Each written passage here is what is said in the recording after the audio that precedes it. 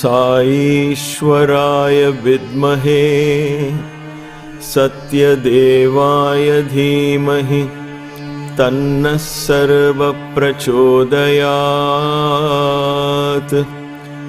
ॐ साईश्वराय विद्महे सत्यदेवाय धीमहि तन्नः सर्वः प्रचोदयात्। ॐ साईश्वराय विद्महे सत्यदेवाय धीमहि तन्नः सर्वः प्रचोदयात्। या देवी सर्वभूतेषु कान्तिरूपेण संस्थिता नमस्तस्यै नमस्तस्यै नमस्तस्यै नमो नमः।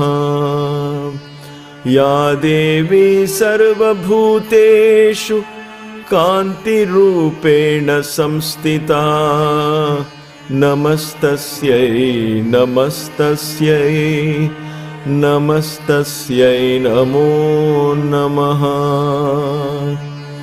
या देवी सर्वभूतेषु कान्तिरूपेण संस्थिता नमस्तस्यै नमस्तस्यै नमस्तस्यै नमो नमः।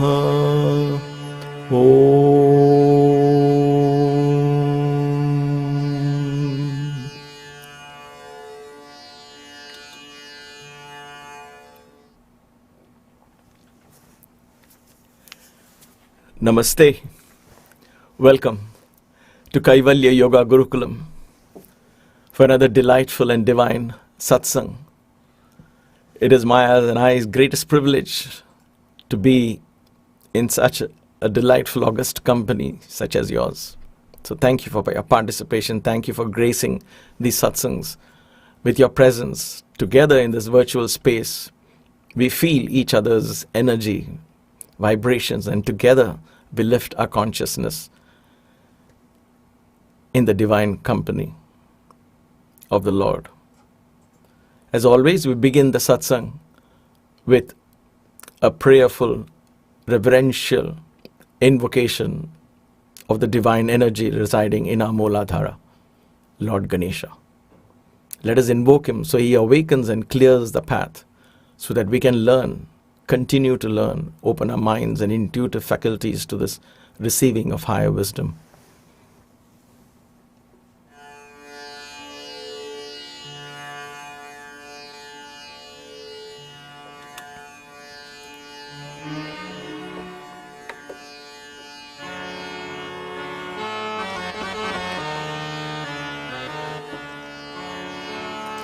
ॐ गङ्गणपतये नमः।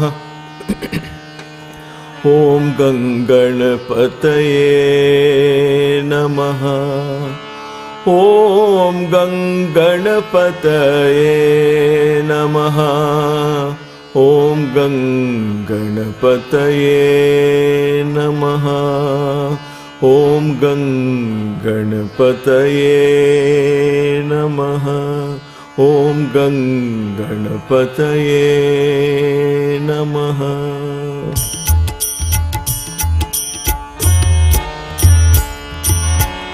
ॐ गणपतये नमः ॐ गणपतये नमः ॐ गणपतये नमः ॐ गणपतये नमः ॐ गणपतये नमः ॐ गणपतये नमः ॐ गणपतये नमः ॐ गणपतये नमः ॐ गणपतये नमः ॐ गणपतये नमः ॐ गणपतये नमः ॐ गणपतये नमः ॐ गणपतये नमः ॐ गणपतये नमः ॐ गणपतये नमः ॐ गणपतये नमः ॐ गणपतये नमः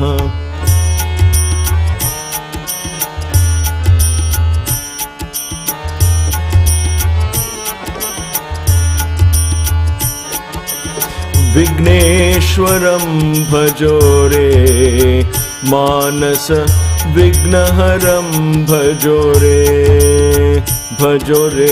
विघ्नेश्वरं भजो रे मानस विघ्नहरं भजो रे ॐ गणपतये नमः ॐ गणपतये नमः ॐ गणपतये नमः ॐ गणपतये नमः विघ्नेश्वरं भजो रे मानस विघ्नहरं भजो रे विघ्नेश्वरं भजो रे मानस विघ्नहरं भजो रे विघ्नेश्वरं भजो रे मानस विघ्नहरं भजो रे विघ्नेश्वरं भजो रे मानस विघ्नहरं भजो रे विघ्नेश्वरं भजो रे मानस विघ्नहरं भजो रे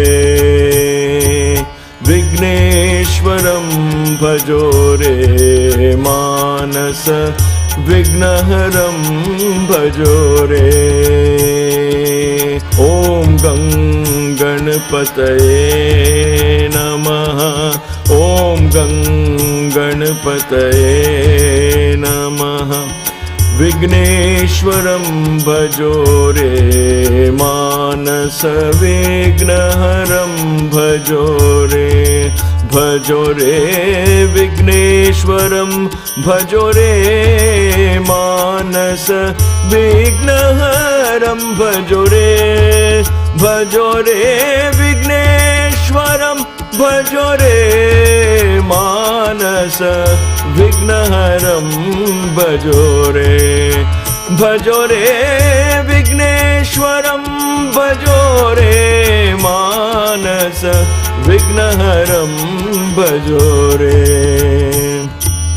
ॐ गणपतये नमः ॐ गणपतये नमः ॐ गणपतये नमः ॐ गणपतये नमः ॐ गणपतये नमः ॐ गणपतये नमः ॐ गणपतये नमः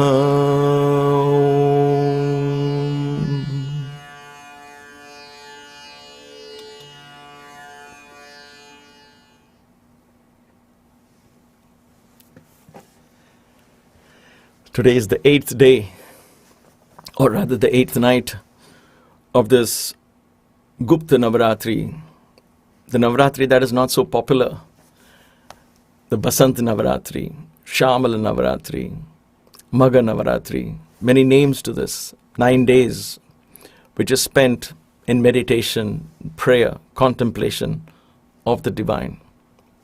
Very often we understand Navaratri as only for Devi and not for other gods and goddesses, and we kind of, because of our education, the modern education has made us think in compartments, and therefore we want to break that. It is just contemplation of the divine. The 9 days are contemplation of the divine. And especially when you understand Sri Chakra and the Devi principle, you notice that there is just one energy that is the source for all gods, all goddesses, all avatars, everyone. There is one creative principle, the Parashakti. We call it Parashakti. The Parashakti and the Parama Purusha, these are the fundamental source. From the Purusha, Prakriti emerges, and from Prakriti, in other words, Parashakti, all of this manifests. Purusha himself draws all this unto himself, he draws himself into the Bindu, ultimately. We say he and she because that's the only way we can relate to these otherwise almost impossible concepts for the mind to relate to. And that's why it's very important for us to use symbols to take that. It's like a ladder that takes you up the roof, and from the roof you get that view of, or the balcony, if you will. From there you get the view of your neighborhood and all the trees and everything from the rooftop. But then for you to get onto that, you need the staircase or you need a ladder depending on where you live. And that staircase that takes you up, that ladder that helps you go up there to get that view, that staircase is all of this sadhana, is all the symbolic understanding, learning, reading, namasmarana, everything, each one step leads to the other. They all work together in harmony. There is no one practice as opposed to another practice. Yoga is not different from devotion. Devotion is not different from service and all of that. So don't think at any point that these are different paths. This is not my path, that is my path. When the divine opens a door for you, you and I don't sit back and say, no, that's not how I want to go. This is how I want to go. We don't do that. We accept it. And that might be a much, much better path than I would have thought what is good for me and so on. And so it is in that context that we learn the Devi principle. It's a very universal approach. Sanatana Dharma is a very universal approach. Hinduism is an offshoot of Sanatana Dharma. It is not Sanatana Dharma. It's an offshoot. Sanatana Dharma is the mother of all religions, of all spirituality. Every spiritual concept, thought, practice, experience has emerged from that school of thought, if you will, or from that body of language or body of knowledge, if you will. It's not restricted to only the Indian civilization or things like that, because Vedas are so universal. So when we understand and learn and practice these principles, mudras and devis, don't become more restrictive in your thoughts, become more universal and inclusive in your thoughts. Don't segregate gods and goddesses and say who is greater and who is not. Because then we are getting nowhere. Then we are falling back into the same old trap of division and separation. Whereas this whole understanding of spirituality is ultimately not only to become one in your thought, word and deed, but to achieve this global oneness, this global harmony. That's what it's all about. That's what Sanatana Dharma is all about. That's what Baba's human values were all about. Satya, Dharma, Shanti, Prema, Ahimsa. With these human values, he sought to unite all of us. So that unity will come when in our own thoughts, in our own minds, we stop segregating. So even in spirituality, in meditation, especially in prayer and chants and all of that, at that moment, let your heart open up. And whatever name comes to you and you tune in, just allow that to find expression. And the experience is so marvelous. Don't close that door and say, oh, no, I can't sing this. I want to keep that for Thursdays when I sing Guru. I can't sing that on a Tuesday, or think of Guru on a Tuesday. These kind of things are very suffocating. It's not spirituality at all. That's where it becomes dogmatic and ritualistic and religious. So break free from that. That is why we are doing Sri Chakra. Not to get more into a compartment, but actually to break free from a compartmentalized mindset. Because the education teaches us like that, right? We learn geography in a geography class. We learn mathematics in a mathematics class. We learn language in a language class. Social studies. We don't take social studies into the laboratory. We don't take laboratory work into, and things like that. So we have trained ourselves to think like that. In spirit, the concept of oneness, where we become, where the Mahima Siddhi begins to happen, all-inclusiveness begins to happen, it's a very new experience. And welcome that. Today we are going to learn, and therefore today is such a powerful day, the Ashtami, the 8th night. Ashtami is the center of the 16 phases in the moon. I always say center. In a body language, center always has a very important place, like the fire principle has a very important place among the 5 elements, because it is placed in the center as part of creation, right? As part of the chakras. The fire comes in the pit of the stomach. In your whole body, the stomach region is the most important part, because that's where health resides, that's where lifespan is determined, that's where everything happens, right? From there, everything else is determined. And therefore, the 8th night of Navaratri becomes a very important night, a very holy night. Now, as students of the Sri Chakra, we have to understand the principle of Ashtami. Ashtami is the 8th night. It's not a bad day at all, please. Then why do they say don't start anything new on Ashtami, don't start anything materialistic on Ashtami? It is simply because Ashtami is the day like Shivaratri on every 14th night, just before the 14th night and 15th, just before the new moon or the full moon, especially the new moon. We celebrate Shivaratri every month, right? Similarly, Ashtami comes in every 15 cycles, 16 phases of the moon. The 16th phase is just the Sandhya phase, right? Where the 15th ends and the 1st begins. So there is a short phase of the moon, which is the 16th phase. It's a very subtle phase. That is like the Turiya Atita Avastha. You can't put a finger on it, but there's a phase there. So the 8th phase of the moon, the beauty of the 8th phase of the moon is when you look at the moon, you will not know on that night, looking at the moon, you will not know if it is waning or waxing. In other words, it is a perfect night or day depending on the solar. The solar phase is sometimes starts in the middle of the day and ends late into the night and so on. So that's why I say night or day. You can't say, okay, the sun is rising, today is Ashtami and today whole day is Ashtami. It doesn't work. So Ashtami can finish up by 11 a.m. in the morning because it had started the previous afternoon at 3 o'clock. So one has to follow the lunar calendar to be aware of how the mind goes up and down through the phases. Now, it's only for convenience sake we decided to follow the solar calendar and superimpose it on a lunar calendar. That it doesn't make sense sometimes. Anyway, the point here is Ashtami, therefore, is the time where the mind is prone to achieving perfect balance. And what is perfect balance? State of near stillness, equanimity, all of that. Ideal for meditation, ideal for japa, namasmarana, ideal for puja. And therefore they said use Ashtami to do a puja. So when we finish learning Khadgamala Stotra, I would suggest that every Ashtami chant it once. So you're in touch with it. You don't have to do it every day, find time for it every day and rush through it because you have made up your mind to do it every day. But make up your mind to do on Ashtami. Whenever that Ashtami falls, these days there are apps, you can follow it on your calendar depending on your location. And any time during that Ashtami, choose a time that is convenient, sit and then focus on that, because that is the time you can tune in into this creative energy principle of the universe. So why shouldn't we start anything new or anything like that? The point here is not the new part. They say because it is so conducive for spirituality, do not do anything materialistic on that day. Like don't go traveling on that day when you can stay home and meditate. Because the whole universal energies is helping you tune into going within.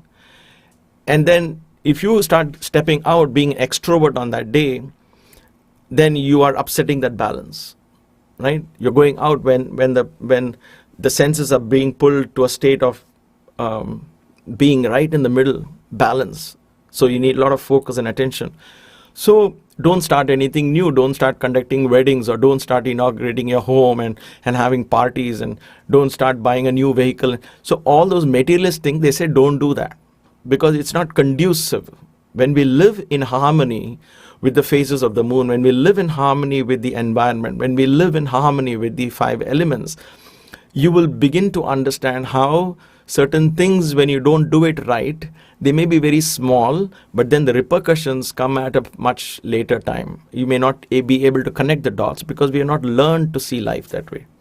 So in modern physics also, they say a butterfly fluttering its wings in one part of the earth could cause an earthquake in another part, right?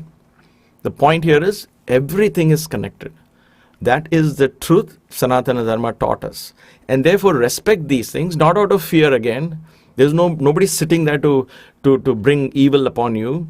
But then when you respect them, and then when you follow that, then automatically you will begin to understand the harmony that lies behind it.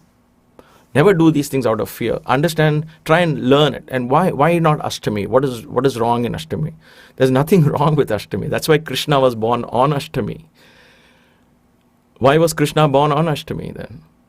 Right? Even if somebody had written a story about him, why would they put Ashtami? Isn't that a bad day? That's the whole point. They said meditate on that day on Krishna, meditate on that day on Devi.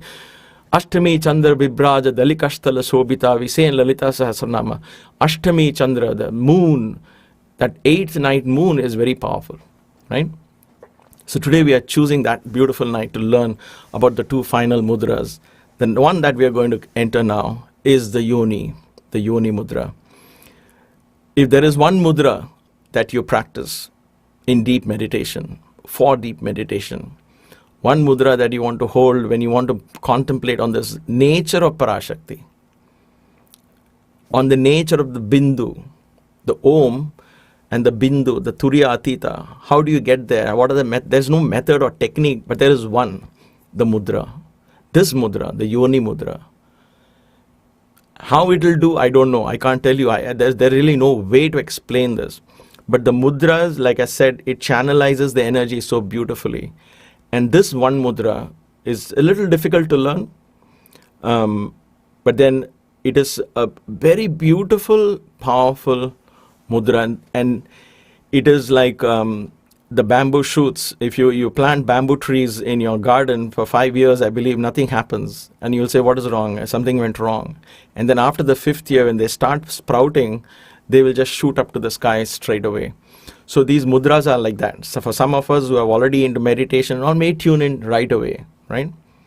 For some, it might feel like nothing is happening. Be patient. But especially with Yoni Mudra, you have to be very patient. Treat it reverentially. Because of that, the complication that your fingers will entail will give you an idea of the cosmic womb. Yoni. Yoni is many interpretations. Yoni is, simply put, means source. Yoni means source. So the source of life is what? The source of life is the womb. Right? So that is the source. The source of that womb is what? So finally you'll go to the ultimate source. The ultimate source is from where all of this began. That is the Bindu. The Bindu is the womb of creation.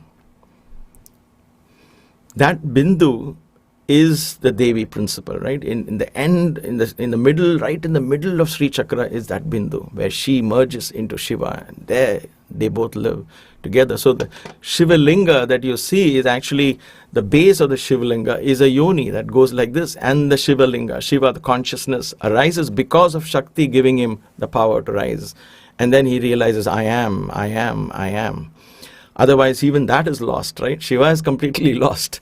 And so the beauty, there's tremendous meaning behind this, because it takes you to the very source of creation. So don't restrict it to thinking it just means the place where I was born, a mother's vagina, or is it a womb in a female stomach, or things like that. Those are smaller microscopic representations of the creative energy. That's why Devi, that's why women have to be worshipped literally, because they embody the creative principle of the universe that comes through them. We have come a long way from that today in our society in general, right? But let us not bury where we are. Let us think of the original concept, that anybody able to create, any body able to create, any being able to create, any female species able to create. Seeds are there, but what fertilizes the seed?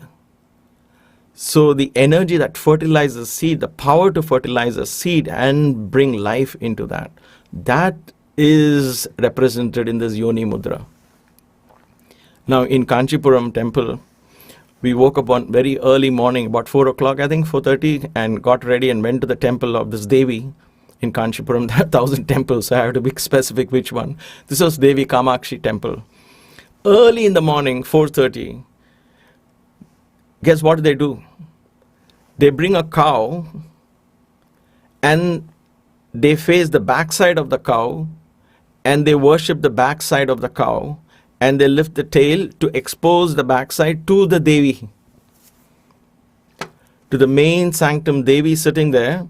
And then they take the cow and her back, so that the practice there, the tradition is, when she opens the eyes in the morning, she has to look at the backside of a cow. Now in normal terms, we cannot even understand this, right? It might be laughable. My God, seriously, are these blind people? They don't even know what they're doing? That's because of, not because the people are blind who are doing it, because of our ridiculous assumptions and this core belief system, which is all completely messed up. We don't understand the beauty of that. The cow gives birth to a calf. So the cow's vagina, if you will, that part is considered symbolic to the cosmic womb.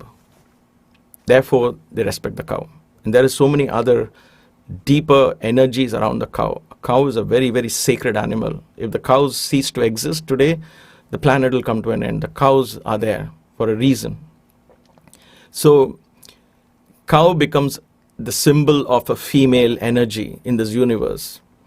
The energy that is able to bring creation and life into the planet, bring life into the universe. Right? And not only just bring life and walk away, right? Sustain, nourish, and bring. So every mother there will understand this.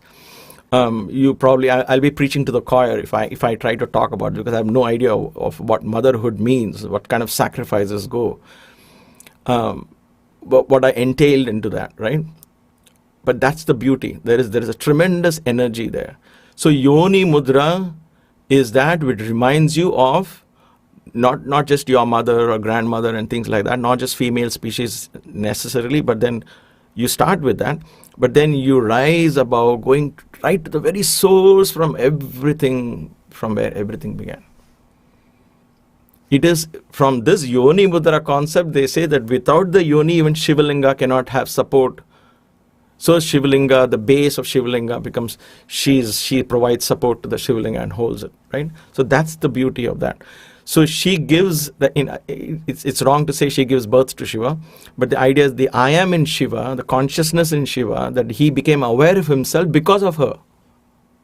Otherwise he is completely lost. Tada drishtu swarupe avasthanam, Patanjali says. There the Swarup, Purusha withdrew everything into himself and completely gone. And then she comes and creates this. So this beauty is there. This is such a powerful, powerful mudra. So learn it, and let's watch it now. Learn it, and then we'll go through it, analyze it a little bit.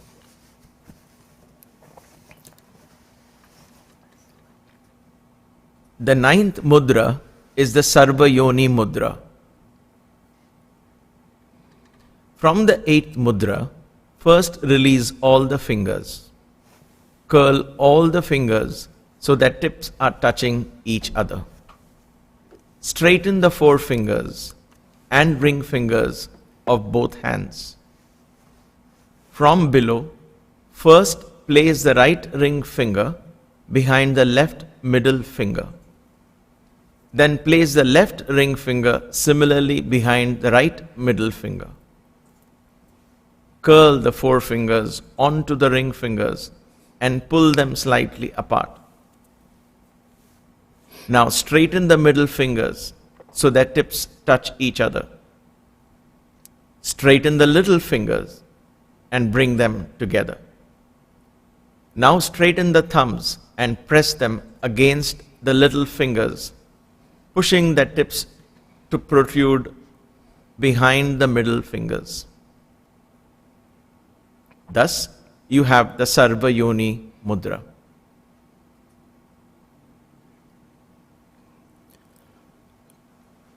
I hope I did justice to that. Like I said, I was doing like this, so my hands go all over initially, but it's not very straightforward like the other 7. What is the body language here? Before we come to the mudra, where is this Shakti in the Sri Chakra? Below. Below.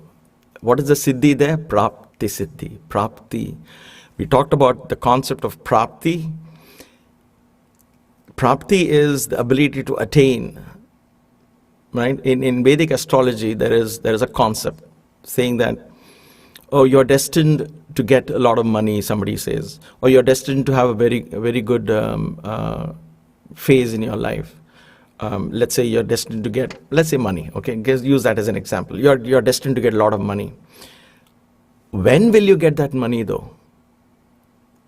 Are you going to get that money when you're 16, 18, when you're getting 35, or when you're going to get that money when you're 80 years old? When are you going to get that money? That determination of when it's going to happen determines, it's called the Dasha period, and it's called which planets are ruling and all of that. That is Prapti. When will it come to you? Right? That is Prapti. That Prapti, that attainment, the ability to make it happen, Prapti Siddhi, when it happens, then all of that becomes redundant. That Prapti Siddhi comes when we are able to come face to face with our core belief system, and we pull them out and revamp them, reset, hit the reset button, if you will. Spirituality is that. That's why it is so difficult, because we keep falling back into our old habits, old ways of thinking, old ways of all of that, right? Because when we come face to face with the core belief, it pulls us back, sucks us back into it. Intoxication, one of those mudras, it pulls us back in. But we have to open that and change it. That is why it's big. It's a difficult path, right? But that core belief system, how do you make it easy? How do you make that go into that? Because we don't even know what is in our unconscious. If you know what is in your unconscious, then it's not in your unconscious anymore. It has come to the conscious level. So how do you go in and hit the reset button in the dark? Yoni Mudra. Yoni Mudra, holding Yoni Mudra meditation, Yoni Mudra, Kechari Mudra meditation. And when we learn the 5 elements, and we are doing the fire element, so I'm going to talk about Trataka and eyes and all of that. So when we do those kind of things, then the energies fall in place and an inner cleansing begins to happen. We don't even have to be aware of what is happening. It will begin to reflect in your external surroundings. It will begin to reflect in your moods and in your health and everything. All that will begin to reflect. The inner cleansing begins to reflect. But it takes time. The Yoni Mudra begins to make that happen. The beauty of this Yoni Mudra, before we understand which finger goes where and all that, understand the elements, right? Then use that logic and you will never forget it. What is that? Out of these 5 fingers, the middle finger is the fire. The little finger is the earth. And the thumb is the space. So between fire and between space lies air. This has got a role to play. Between fire, between earth, there is water. right? So keep the water and the air element out.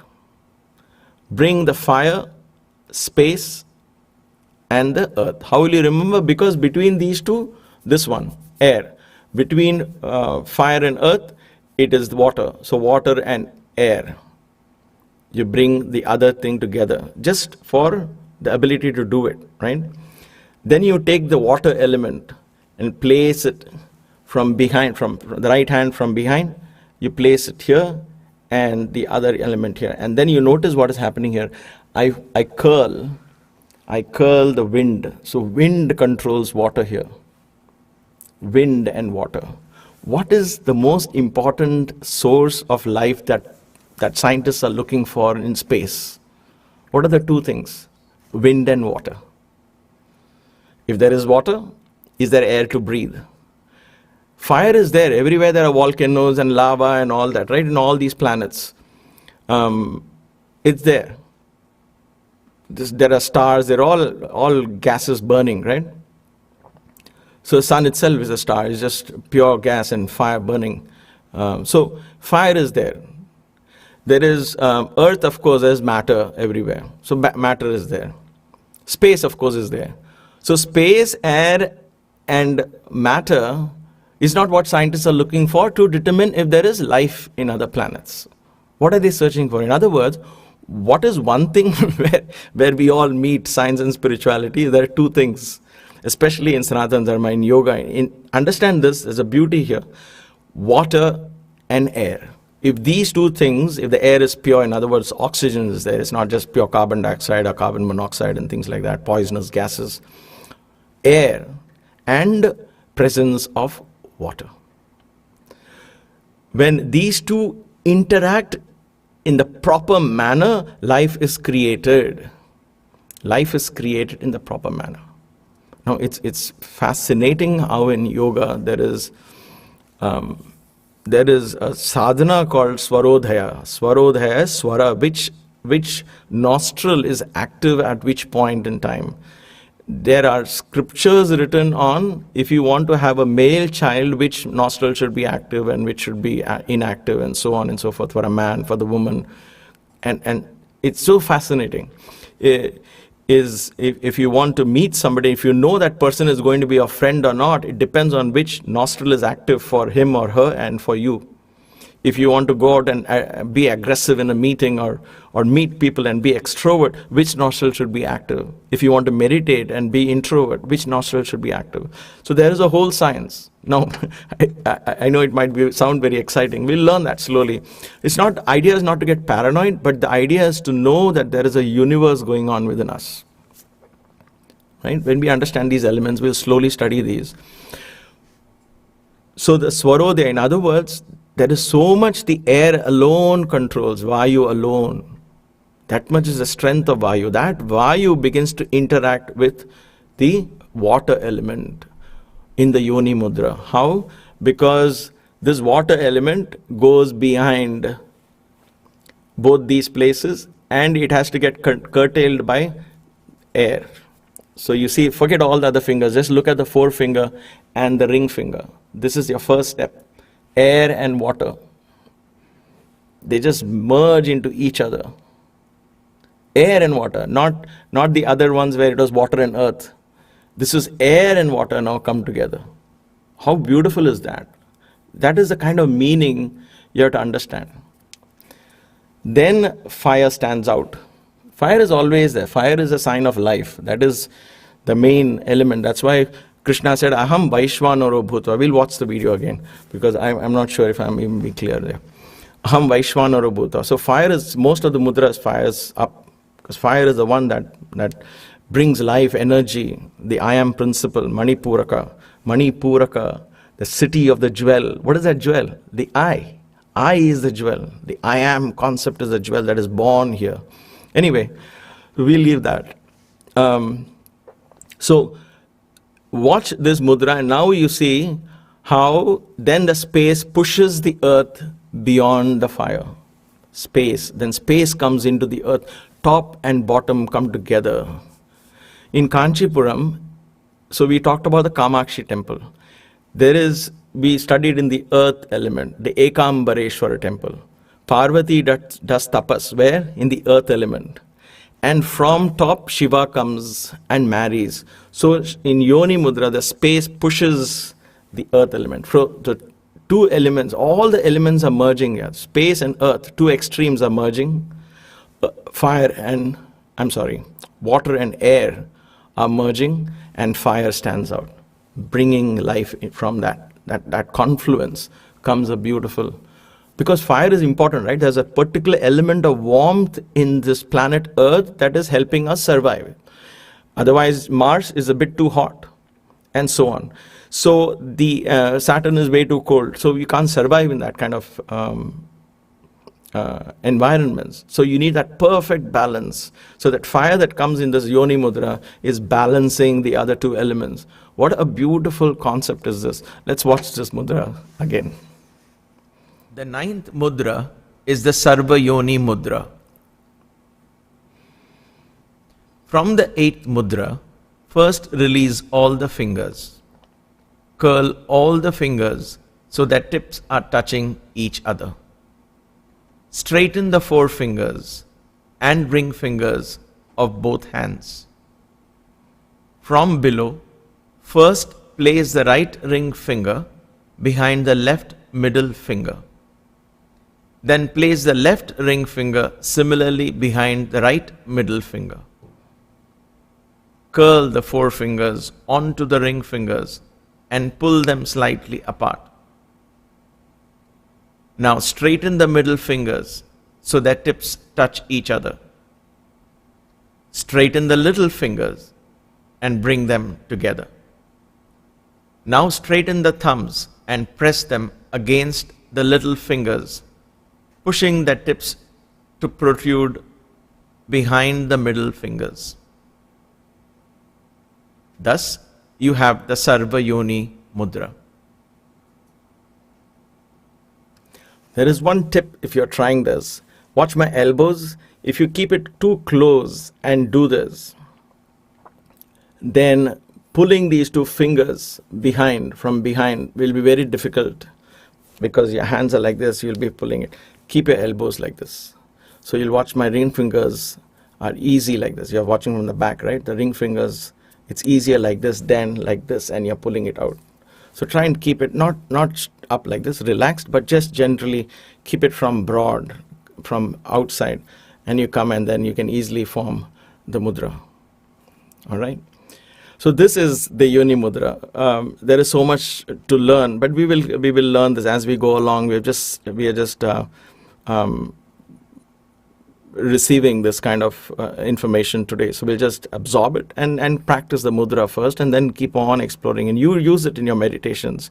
If in all the temples we use these fingers to represent the space and space, wind, fire, water, and earth, then how does that merge into the ultimate mudra that symbolizes the secret of creation? That's it. That is the secret of creation, symbolized in the mudra. So you would think this is over, right? That's underneath. Once you understand the secret, then you are on top of the Sri Chakra. In other words, from there comes the three gunas, all the three gunas, Nada, Bindu, Kala. There are so many layers of information here. The three important fundamental elements begin to span out. And you live your life to the fullest extent. In other words, you're fully aware. Enlightenment happens. Self-actualization happens. Self-empowerment happens. So that is the last mudra. And that is Sarva Kama Siddhe. Sarva Kama Siddhe. Sarva Kama Siddhe is what? Sarva Kama, all round fulfillment. All of that happens with that particular mudra. That mudra signifies that it's an extension of the Yoni Mudra. When you practice it, I'm showing it as a separate mudra here, but from the Yoni Mudra, you basically take the fingers, the little finger out of the Yoni Mudra. Everything else remains the same, and the thumbs come out. And so it becomes, you watch it, and then we'll take a look at it. Let's take a look at that. The 10th mudra is the Sarvatrikhanda Mudra. Release the 9th mudra. Join the tips of the little fingers to each other. Touch the tips of the middle fingers to the thumbs.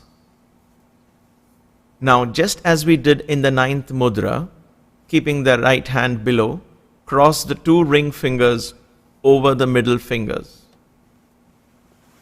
Curl the 4 fingers tightly over the ring fingers and keep them apart. Straighten the middle fingers, joining their tips. Now straighten the little fingers and stretch them away from the rest. Join the thumbs and stretch these away from the rest of the fingers. Thus, you have 3 distinct points representing the 3 gunas. This is the Sarvatrikhanda mudra. This is an extension of that understanding of the creation. From that yoni comes all the 3 gunas. From the 3 gunas comes all the elements and all of that, right? We kind of touched upon in Sankhya, and this is based on that fundamental principle. There are some minor changes here and there in different schools, but fundamentally it is the same. From that yoni, this earth element comes out and the thumb goes out. Otherwise, it's a yoni mudra, right? If I bring it in, it is a yoni mudra. When I separate, it becomes trikhanda. All of them become separate. With this understanding, they're all there. The fire element is pulling up, the spaces on one side, and all of that, the 3 gunas emerge. That is the beauty of these mudras. They are tremendously powerful. Not necessarily in a mystical way. That will happen. Mystical channels, pranic channels will open up in the body. Nadis get purified. Assuming you live a yogic lifestyle. We may not perfect that lifestyle, but then at least it will begin pulling us in that direction. It will create those neural pathways slowly when we practice this regularly. All these mudras. As you keep practicing, slowly the nadis become clean. When the nadis become pure, prana begins to move in the body. Then these mudras begin to, first you have to move it, right? And then this mudra begins to channelize those energies in bringing complete fulfillment for the purpose of why you are born in this lifetime. This was the kind of education we should have learned when we were 5 years and 10 years old. But nevertheless, let's learn it now. It will help us, believe it or not, prepare us in our next lifetime. Every lifetime is an improvement over the previous. The fact that you and I are sitting here talking about these mudras, learning and opening our minds, is because we have already spent many lifetimes in other lower spheres, denying this or unable to accept it, and so on and so forth. And then we are now here ready to receive this. There is a grace involved, a grace of the Sadguru, the grace of the divine. There's no doubt about that at all. But that Baba himself would say, but this is all earned by you. So, and so practice them with faith, practice them with earnestness, practice these mudras with enthusiasm and faith, and don't get too dogmatic about it, don't get too religious about it, and please don't be afraid of these mudras. Like I told you, these are just fundamental principles of creation. You could read about it, but then how to bring that into an experience. These mudras will help you get into that state where the mind stops analytically thinking and feeling begins to open, intuition begins to open. When that begins to happen, unknowingly you'll apply that intuition in many forms of your life, in many walks of your life. That is what we call siddhis, or, oh wow, I didn't know, I just thought of it and this happened, or I just thought of that person and he or she called. All this happens to us, right? All of that will begin, you'll begin to connect the dots. Then you'll become more mindful of every sound that enters your body, every food that enters your body, every person that you come across. You won't judge anyone, but you just become mindful. Oh, these are the energies I'm invoking. I wonder what I should do to change them if making me uncomfortable, or what is the lesson in that for me. So rather than being victims of circumstances, we begin to understand that at some level, I am the one who's architecting. I am the architect of my circumstances. I am the master of my destiny. I am the architect of my destiny. And the I am is not the ego. This, the creative energy principle, the mudra energies that begin to work, drawing upon the universal energies and making things happen in your life, ultimately becoming actual reality. In other words, this physical dimension that we talk about as we determine in our language as reality, all of that begins to manifest in the real world. So it has been my greatest pleasure, my greatest privilege, if you will.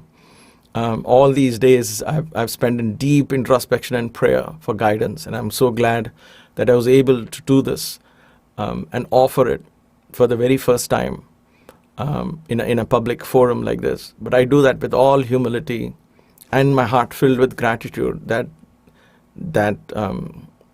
I was permitted from my innermost core to be able to share this. Before we go into a bhajan, let us watch all the 9 mudras. It's just going to take less than a couple of minutes. Let's watch that as one video, just for your understanding. And I'll also share that video separately in a playlist where we have yogic kriyas and mudras. We'll just put it there, and I'll share that link as well, so that at any point you can just refer to that one short video, which is less than 2 minutes or so. All right, let's take a look. Namaste and welcome to KYG. Let's learn the 10 mudras as part of the Sri Chakra meditation. The first mudra is Sarva-Sankshobhini Mudra. Here's the right hand and the left hand. Keep the right hand slightly beneath the left hand. Insert the right little and ring fingers below the left little and ring fingers. Curl these 2 right fingers over the left 2 fingers. Holding this position, join your palms to form a Namaste. And thus you have the Sarva-Sankshobhini Mudra. The second mudra is Sarva-Vidravini Mudra. From the first mudra, open your palms. Keeping the curled fingers in place, bend the middle fingers of both hands and bring the palms together, resembling a Namaste. And thus you have Sarva-Vidravini Mudra. The third mudra is Sarvakarshani Mudra.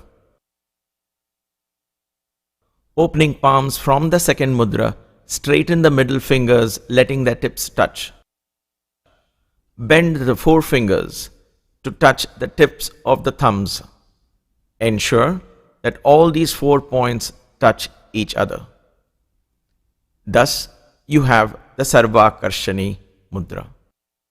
The fourth mudra is Sarva-Vashankari Mudra.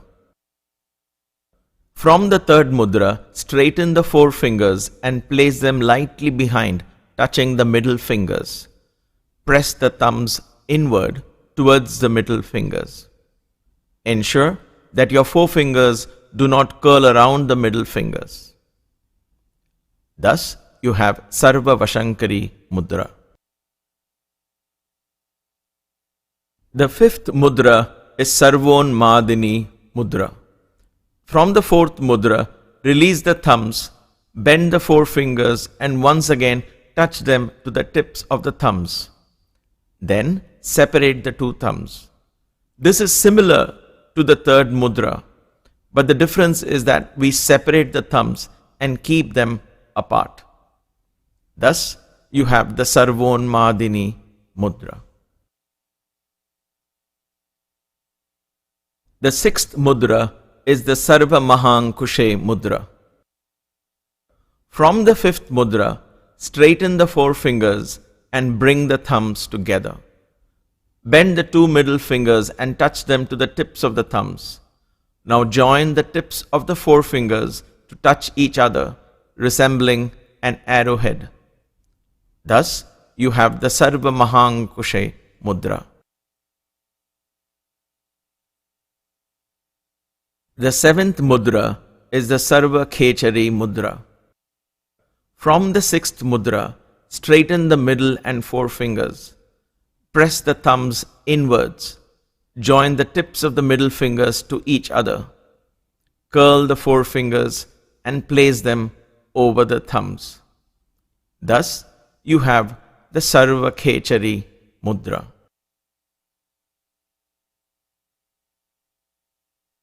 The eighth mudra is the Sarva Bija Mudra. From the seventh mudra, all you have to do is to interchange the positions of the forefingers and the thumbs. Straighten the forefingers, curl them inwards, and place the thumbs over them. Thus, you have the Sarva Bija Mudra. The ninth mudra is the Sarva-yoni Mudra. From the eighth mudra, first release all the fingers.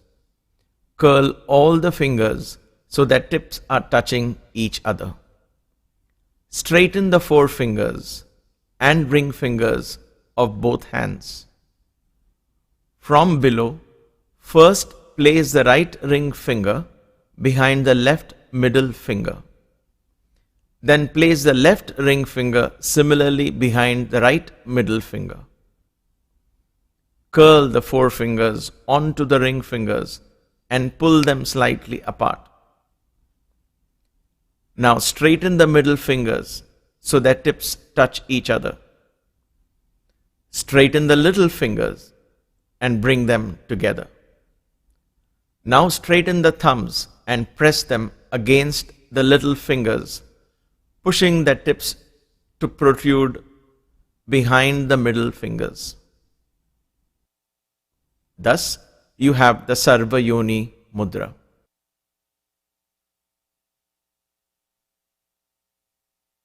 The 10th mudra is the Sarvatrikhanda Mudra.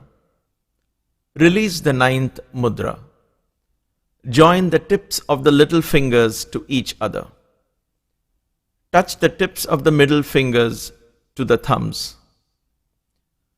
Now, just as we did in the 9th mudra, keeping the right hand below, cross the two ring fingers over the middle fingers.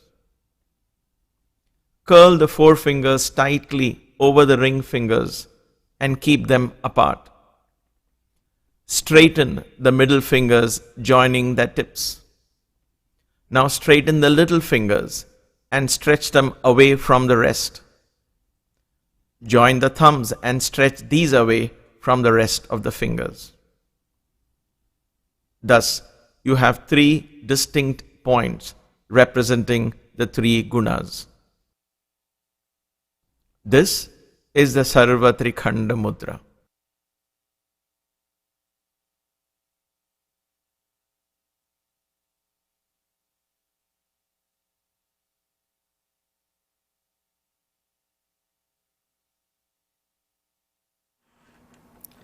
Let us end the satsang with a grateful heart and a bhajan. As I was sitting this afternoon, just practicing my Ganesha bhajan, and the whole of today I was immersed in this Yoni Mudra, and how fascinating that mudra is.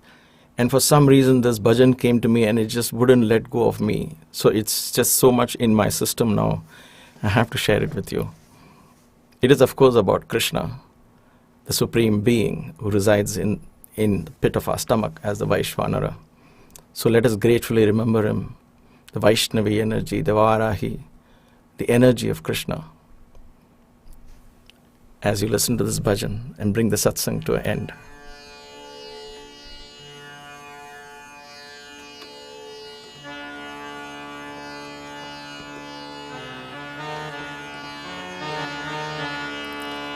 Radhe Krishna, Gopal Krishna, Radhe Krishna, Gopal Krishna.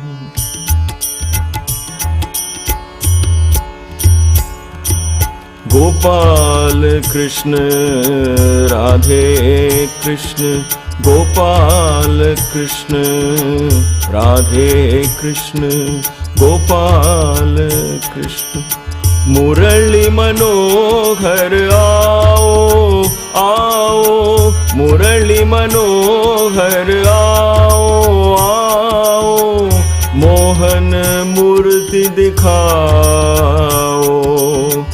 Mohan मूर्ति दिखाओ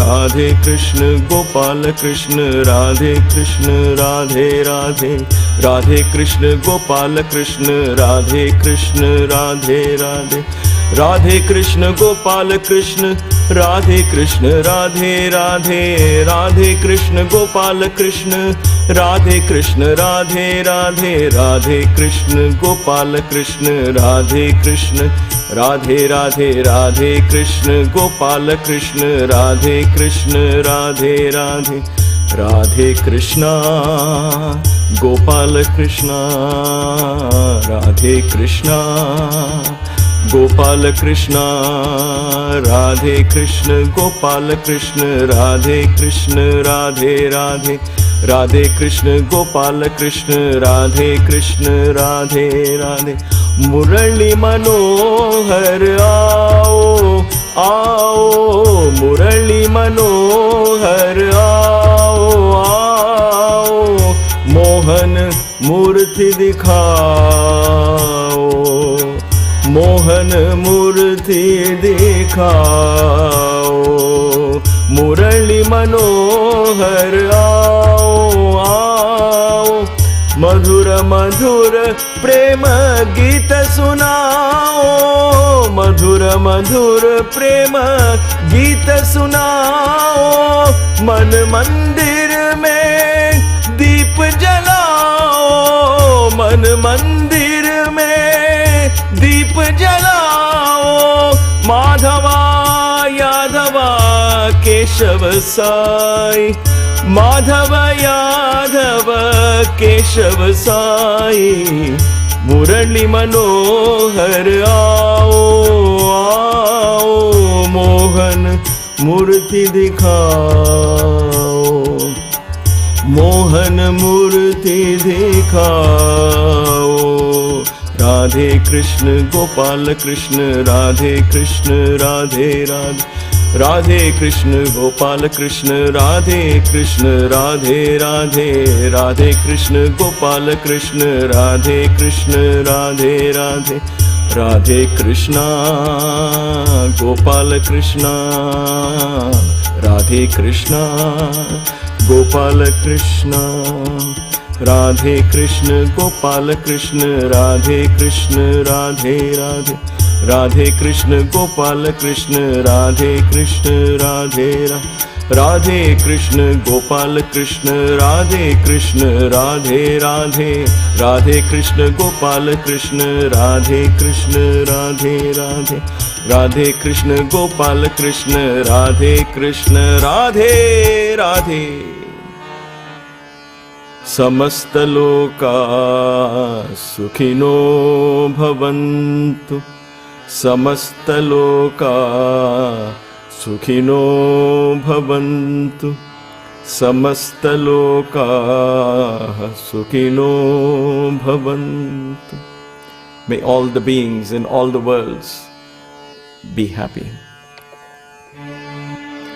जय बोलो पवन सुत हनुमान की जय सियावर रामचंद्र की जय सतगुरु साईनाथ महाराज की जय नमः पार्वती पतये हर हर महादेव।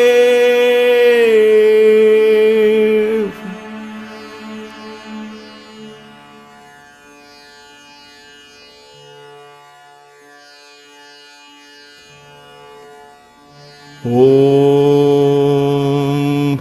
शांति शांति शांति।